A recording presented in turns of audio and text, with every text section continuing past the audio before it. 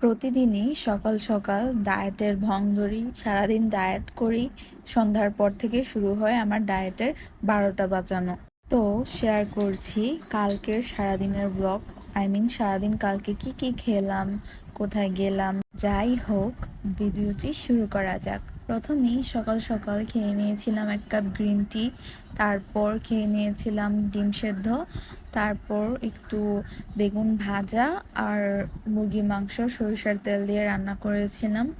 তো সেগুলো নিয়েই সাথে একটু কচু নিয়ে, সাথে একটি লেবু আর কয়েকটি মরিচ নিয়ে খেতে বসে গেলাম।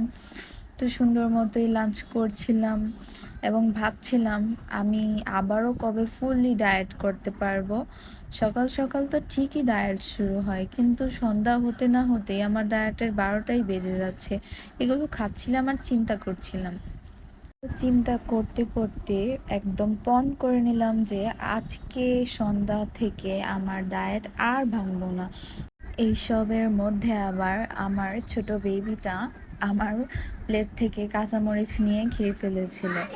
ও সবসময় এরকম করে, আমি যখনই কাঁচামরিচ নিয়ে খেতে বসি আমার কাঁচামরিচটা নিয়ে একটি করে কামড় দিবে আর শুধু শুধু কান্না করবে।